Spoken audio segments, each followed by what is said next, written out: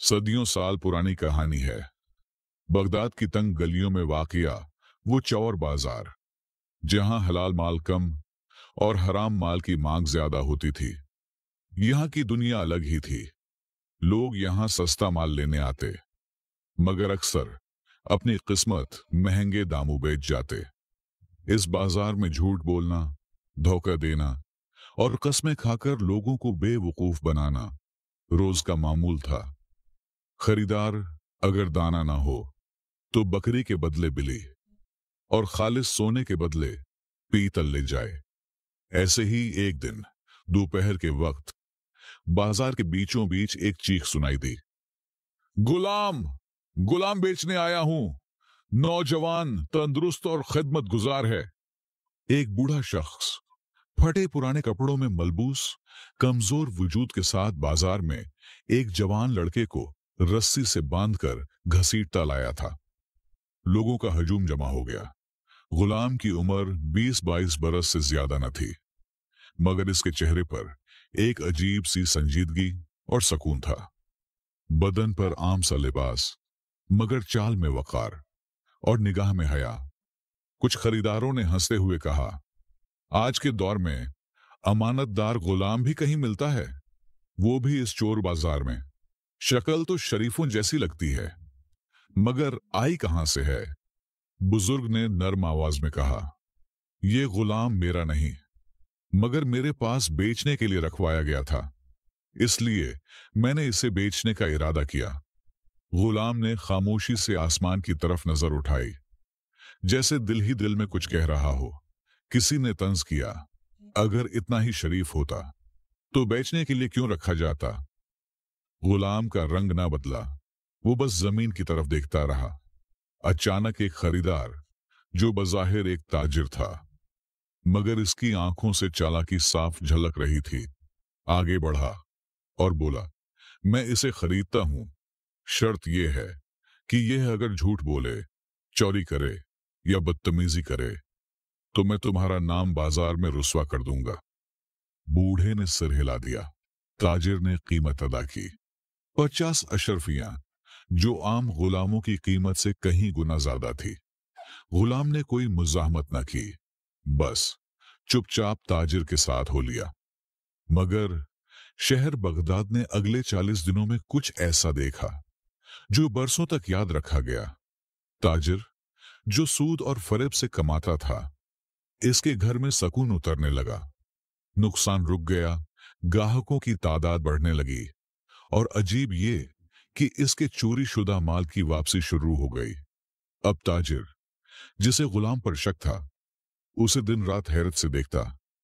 गुलाम न ज्यादा बोलता और न फजूल सवाल करता, बस हर काम वक्त पर और मुकम्मल इखलास से करता। मगर गुलाम की हर अदा में कोई न कोई छुपी हुई बात महसूस होती, जैसे ये कोई राज छुपा रहा हो, कोई बात जो इसके जाहिर से ज्यादा गहरी हो। एक रात जब बारिश हो रही थी और बगदाद की गलियां सुनसान हो चुकी थी, अचानक ताजिर की आंख खुल ली। इसने गुलाम को बाहर सहन में झुके देखा, जैसे जमीन को कुछ दे रहा हो। करीब जाकर देखा तो गुलाम मिट्टी खोद रहा था। ताजिर ने नरमी से आवाज दी, क्या तलाश कर रहे हो? गुलाम ने सर उठाया, मगर कुछ ना कहा। ताजिर को पहली बार इसकी आंखों में आंसू नजर आए, और यही वो लम्हा था जहां गुलाम का सबर, ताजिर की नियत और माजी का वो राज, सब एक नए मोड़ की जानिब बढ़ने लगे। बारिश की बूंदें मिट्टी में जज्ब हो रही थी और गुलाम के हाथ की हरकत आहिस्ता हो चुकी थी, जैसे वो अब सिर्फ मिट्टी नहीं खोद रहा, बल्कि वक्त के पर्दे चाक कर रहा हो। ताजिर खामोशी से इसके पास आकर बैठ गया, मगर गुलाम ने अपनी नजरें न उठाईं। लम्हे भर बाद इसने सर झुकाए हुए कहा, यहां, इसी जगह मैंने कुछ दफन किया था। ताजिर ने हैरान होकर पूछा, क्या चोरी का माल दफन किया है? गुलाम की हल्की सी मुस्कुराहट लबों पर आई, लेकिन वो फौरन गायब हो गई। इसने फौरन कहा, नहीं, एक अमानत है, एक ऐसी चीज जो मेरी नहीं थी, मगर मैंने उसे बचाने की कोशिश की। एक ख्वाब, एक अमानत। बारिश की बूंदें तेज हो रही थी, जैसे आसमान भी इस बात पर कान धर रहा हो। गुलाम ने गहरा सांस लिया और बोलने लगा, मैं एक रईस के यहाँ गुलाम था। रईस जालिम नहीं था, मगर उसका बेटा, वो दौलत का नशा करता, शराब पीता, नौकरों को मारता और हलाल को हराम कहता। एक दिन इसके कमरे से एक संदूक गायब हो गया। संदूक में बादशाही हार था, जिसे रईस ने बादशाह के महल से लाकर अपने बेटे की शादी के लिए रखा था। ताजिर खामोश हो गया। गुलाम बोलता रहा, जैसे बरसों से दिल पर लगी आग भड़क उठी हो। सब नौकरों पर इल्जाम आया और मुझे सबसे पहले पकड़ा गया, क्योंकि मैं वहां सबसे नया था। मुझे मारा गया और कैद किया गया। मगर फिर रात के वक्त जब सब सो गए, मैं भाग निकला। भागा नहीं, भागने पर मजबूर हुआ, क्योंकि मुझे मालूम था कि हार चोरी नहीं हुआ, बल्कि रईस ज़ादे ने खुद बेचने की कोशिश की है। ताजिर ने धीमी आवाज में कहा, तो फिर ये अमानत? गुलाम ने फौरन कहा, जब मैं भागा तो मुझे रास्ते में एक जख्मी दरवेश मिला। उसके पास एक थैली थी जो खून से भरी हुई थी। उसने मुझसे कहा, ये दीनार मेरी जिंदगी भर की कमाई है। मेरे मरने के बाद इन्हें किसी ईमानदार के हवाले कर देना। मैंने उससे वादा किया, मगर वो मर गया और मैंने वो दीनार यहां दफन कर दिए जब पहली रात मुझे पनाह मिली थी। ताजिर ने नर्म लहजे में कहा, तो क्या अब तू वो अमानत निकालेगा? गुलाम ने पुरसकून लहजे में कहा, नहीं, मैं सिर्फ ये देखने आया हूं कि ये जगह महफूज है या नहीं, क्योंकि कल शायद मुझे कैद किया जाए, या कत्ल, क्योंकि कल मुझे महल बुलाया गया है। वही रईस, वही हार और वही इल्जाम। ताजिर के दिल में एक अजीब सा दर्द महसूस हुआ। इसने गुलाम से कहा, क्या तू बेकसूर है? गुलाम ने पहली बार नजरें उठाकर इसे देखा। इसकी आंखों में वो यकीन था जो जमाने की तकलीफें सहकर भी कमजोर नहीं होता। गुलाम ने नरमी से कहा, अगर मैं कसूरवार होता तो आज इस मिट्टी को खोद कर दीनार ले जाता, मगर मैं सिर्फ अमानतदार हूं, चोर नहीं। बारिश रुक चुकी थी, फजर का वक्त होने वाला था, मगर ताजिर के दिल में कुछ टूटा। इसने आगे बढ़कर गुलाम का हाथ थामा और कहा, यूसुफ, अगर कल तुझे कैद किया गया तो मैं गवाही दूंगा। मैं गवाही दूंगा कि तू चोर बाजार का गुलाम नहीं, बल्कि किरदार का बादशाह है। मगर ताजिर नहीं जानता था कि महल में जो साजिश पकती जा रही है, वो सिर्फ यूसुफ के किरदार का इम्तिहान नहीं, बल्कि खुद ताजिर की नीयत, दरवेश की वसीयत और शहर बगदाद के अदल का भी एक कड़ा इम्तिहान बनने वाली थी। सुबह की रोशनी बगदाद की गलियों पर धीरे धीरे उतर रही थी, मगर ताजिर रात भर सो न सका। इसकी आंखों में वो रात की गुफ्तगू, गुलाम की आंखों का सुकून और वो मिट्टी जिसमें दीनार दफन थे, सब एक साथ गर्दिश कर रहे थे। इसने अपनी उम्र सूद में गुजारी थी, मगर आज पहली बार इसने सोचा कि किरदार भी एक दौलत है। दूसरी तरफ यूसुफ को महल के दरवाजे पर ले जाया गया। रईस के कासिद ने आकर इसे बुलाया था और सिपाही खास हदायत के साथ आए थे कि अगर गुलाम भागने की कोशिश करे तो वही मार देना। लेकिन यूसुफ ने न बगावत की और न कोई सवाल, बस खामोशी से अपने पांव के कदमों की चाप सुनता रहा, जैसे हर कदम के साथ कोई फैसला हो रहा हो। महल की दीवारें ऊंची थी, दरवाजे वजनी और माहौल में ऐसा जबर था कि एक आम इंसान का सांस भी रुक जाए। मगर यूसुफ, जो चोर बाजार की मिट्टी से निकला था, अब बादशाहों के महल में खड़ा था। आंखों में न गरूर था और न ही खौफ। रईस के सामने यूसुफ को लाकर खड़ा किया गया। रईस के चेहरे पर गुस्सा था, जैसे वो खुद फैसला न कर पा रहा हो। वो कुछ देर यूसुफ को घूरता रहा, फिर बोल पड़ा, कहा जा रहा है कि मेरे बेटे का हार तेरी जेब से बरामद हुआ है। यूसुफ ने नरमी से कहा, अगर हार मेरी जेब में होता तो मैं खुद महल ना आता। रईस ने तंज से कहा। कभी कभी चोर इत्मीनान से बात करता है ताकि असल सच छुप जाए। यूसुफ ने रईस की आंखों में आंखें डालकर कहा। रईस साहब, चोर झुकता है, मैं तो सीधा खड़ा हूं। उसी लम्हे रईस ज़ादा चलता हुआ आया। इसके चेहरे पर गरूर था। इसने आते ही कहा, यही है वो गुलाम, इसी ने मेरे कमरे के पास चक्कर काटा था। उसी वक्त हार गायब हुआ। अगर ये चोर नहीं तो और कौन हो सकता है? यूसुफ खामोश रहा, मगर रईस ने पहली बार बेटे की आंखों में वो चमक देखी जो हमेशा जुर्म के बाद आती है। रईस ने हुक्म दिया, अगर गवाह न हो तो शरीयत के मुताबिक इसे कोड़े मारे जाएंगे और फिर शहर बदर किया जाए। यूसुफ की आंखों में आंसू आ गए, मगर वो आंसू नहीं थे, बल्कि शायद वो सब्र था जो हद से ज्यादा बढ़ रहा था। और फिर दरवाजे से एक आवाज आई, रुको, मैं गवाही देता हूं। ये ताजिर था, वही ताजिर जिसने यूसुफ को चौर बाजार से खरीदा था। मगर अब वो इसके लिए बोल रहा था जैसे एक बाप अपने बेटे के लिए बोलता है। मैं इस गुलाम को जानता हूं, मैंने इसे आजमाया है। ये चोरी नहीं कर सकता। इसने दरवेश की अमानत मिट्टी में छुपाकर अपनी जान खतरे में डाली, मगर उस पर कभी हाथ न लगाया। अगर ये चोर होता तो मेरे घर से सैकड़ों अशरफियां ले जाता, मगर इसने कभी एक दीनार भी मेरी इजाजत के बगैर न छुआ। महल में खामोशी छा गई। रईस ने गुस्से से पूछा, क्या तुम इसके गवाह हो?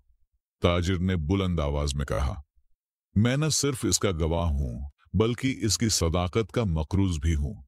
अब रईस के चेहरे पर शक की झलक नजर आई। इसने बेटे की तरफ देखा जो नजरें चुरा चुका था। इसके माथे पर पसीना था और हाथ कपकपा रहे थे। यूसुफ ने नरमी से कहा, अगर आप मेरा यकीन नहीं करते तो कम से कम मेरा एक सवाल तो सुन लें।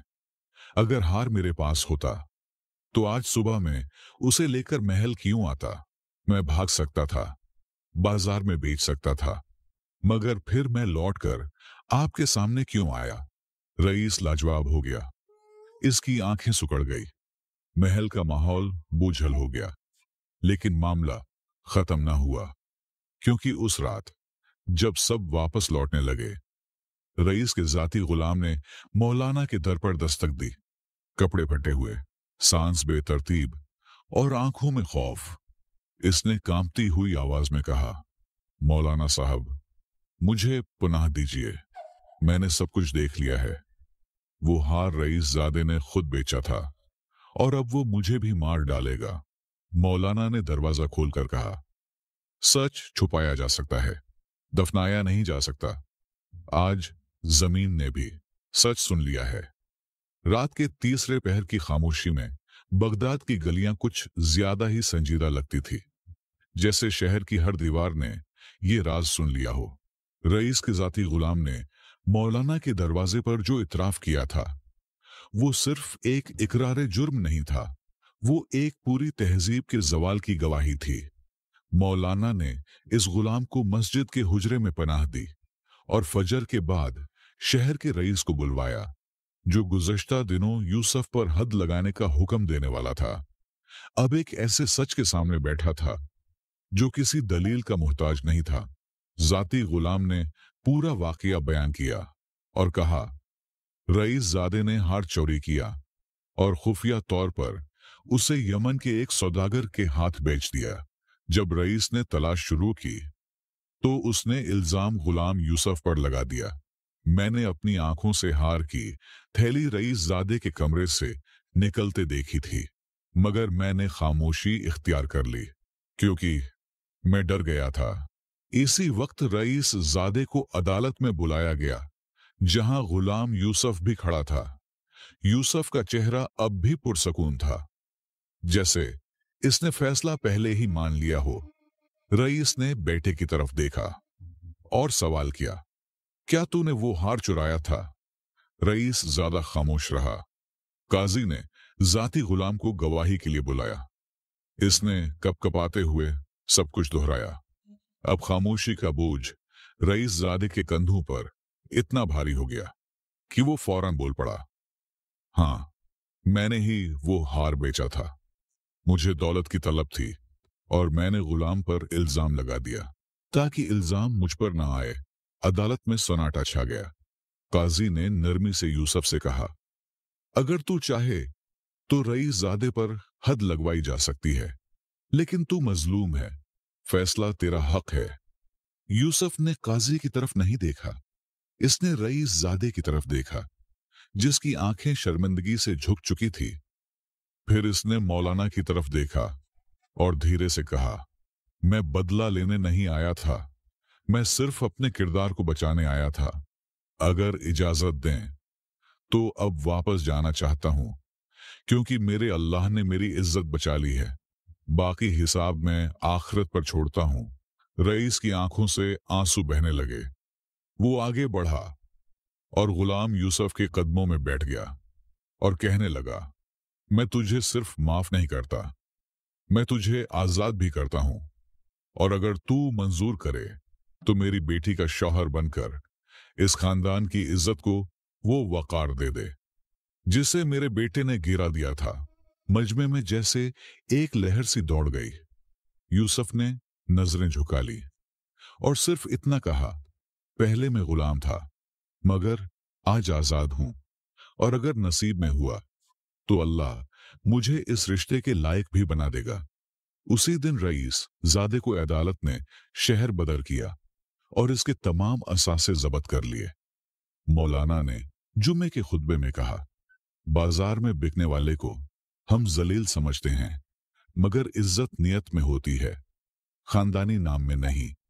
कुछ दिनों बाद यूसुफ बगदाद का ऐसा शख्स बन गया कि शहर के काजी भी इससे मशवरा लेने आते और रईस भी दामाद कहकर फख्र करता। चौर बाजार में बिकने वाला गुलाम आखिरकार किरदार की वो बुलंदी पा गया जिसे न दिरहम में तौल सकते हैं और न ही अशरफियों में। ये कहानी हमें सिखाती है कि जो शख्स हालात से नहीं बल्कि जमीर से जीता है, वो गुलाम होकर भी आजाद होता है। और बादशाहों के बेटे तख्त पर बैठकर भी रुसवा हो सकते हैं। दुनिया वक्ती फरीब दे सकती है, मगर सच्चाई आखिरकार सर उठाकर सामने आती है, और वही शख्स कामयाब कहलाता है जो हक पर कायम रहे, चाहे जमाना उसके खिलाफ ही क्यों ना हो।